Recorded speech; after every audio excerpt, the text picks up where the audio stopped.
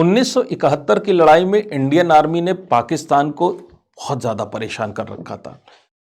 इतनी ज्यादा गोलाबारी भारत ने कर रखी थी कि पाकिस्तानी आर्मी के बचने का कोई सवाल ही नहीं उठ रहा था। ऊपर से इंडियन एयरफोर्स हमला कर रही थी और तीसरी तरफ से यानी कि समंदर में बे ऑफ बंगाल, बंगाल की खाड़ी में खड़ा था आईएनएस विक्रांत।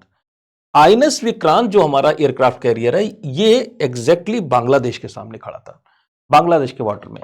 और इसके होने की वजह से पाकिस्तान से किसी भी तरह की रसद वो बांग्लादेश तक नहीं पहुंच सकती थी। और बिना किसी गोला बारूद के, सामग्री के और बिना नए तरह के सैनिकों की भर्ती के पाक जो उस जमाने की पाकिस्तानी ईस्टर्न पाकिस्तान आर्मी है वो लगातार हार ही रही थी।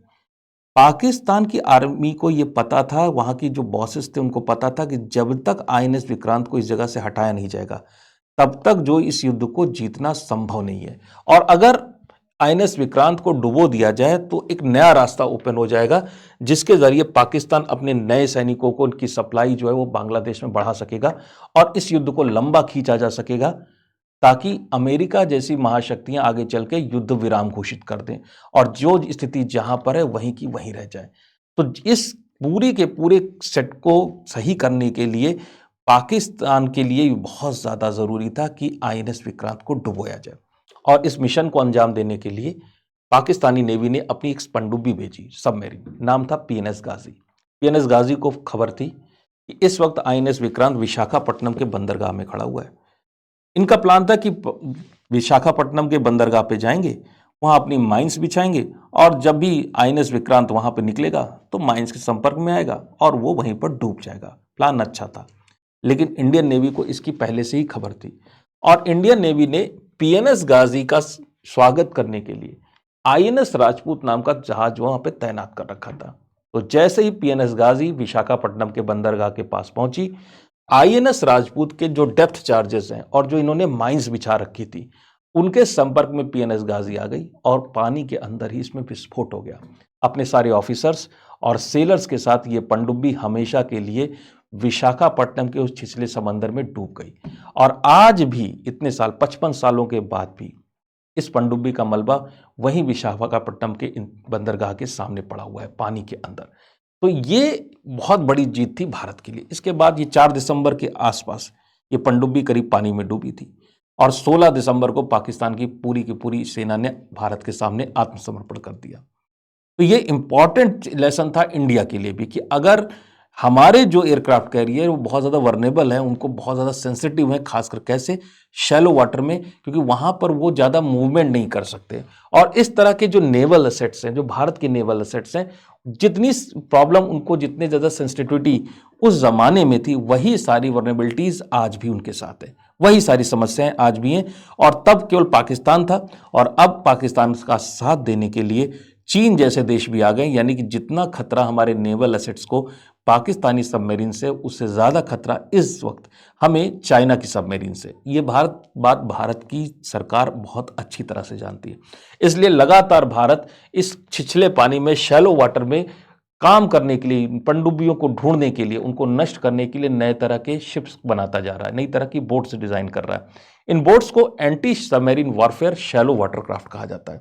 एंटी सबमरीन वॉरफेयर यानी कि नाम से स्पष्ट है, ये पनडुब्बियों के खिलाफ काम करती हैं।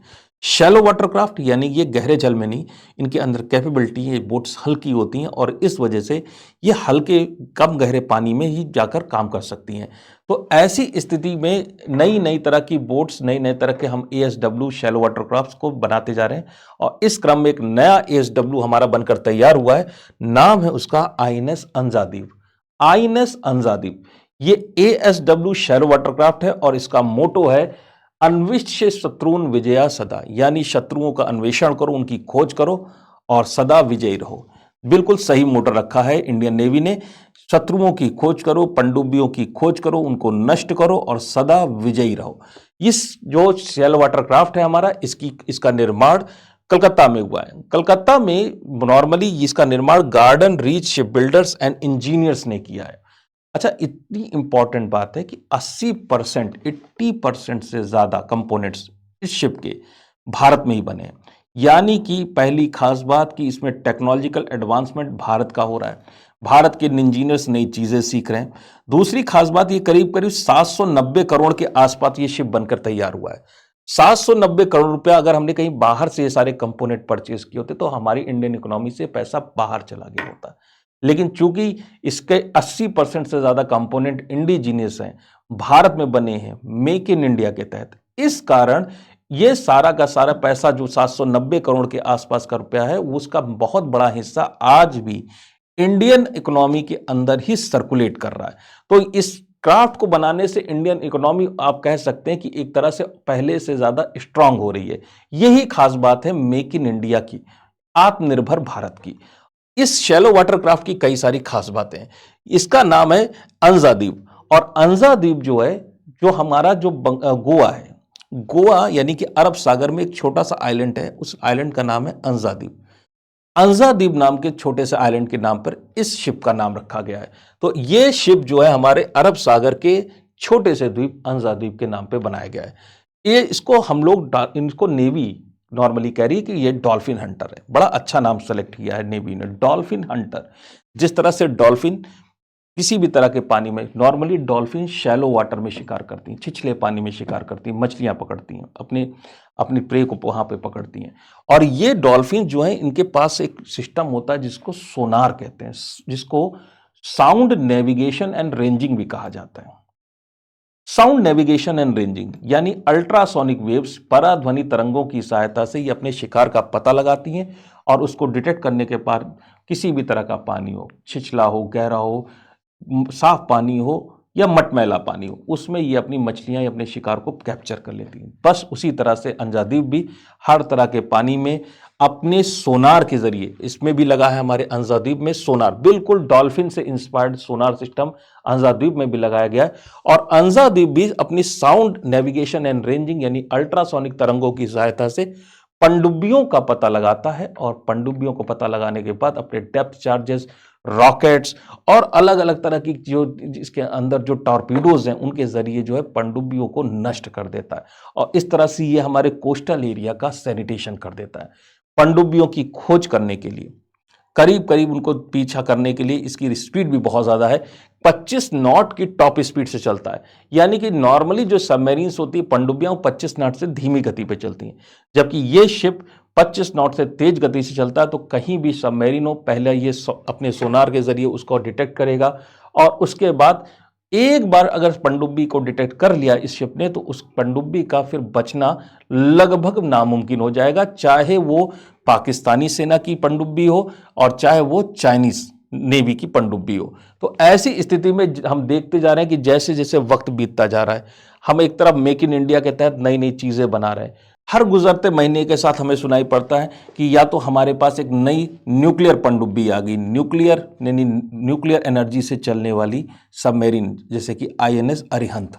इस तरह की पनडुब्बियां हमारे साथ आके जुड़ रही, नई तरह की मिसाइलें इंडिया बना रहा है, और नई नई तरह की इन चीज़ों, इन एसेट्स की सुरक्षा करने के लिए, शिप्स की सुरक्षा करने के लिए तरह तरह के शिप्स भी भारत बना रहा है। तो भारत जो है, भारत की जो नेवी, जो पिछले कई सालों से, 20 से 25 सालों से, जो लगभग हम कह सकते हैं डॉर्मेंसी की स्टेज में थी, ना तो कोई शिप बनता था, ना कोई नए तरह का वेपन सिस्टम इंडिया डेवलप कर रहा था।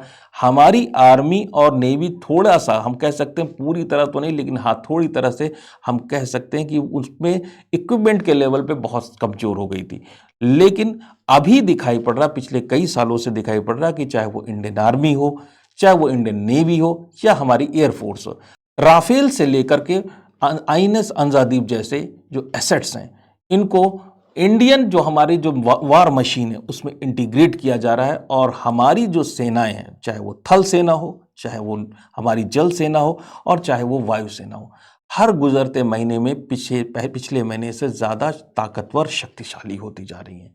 तो ये था हमारा आईएनएस अंजा द्वीप। आपको वीडियो कैसा लगा कमेंट करके ज़रूर बताइएगा, और फिर आपसे मुलाकात होगी नेक्स्ट वीडियो में।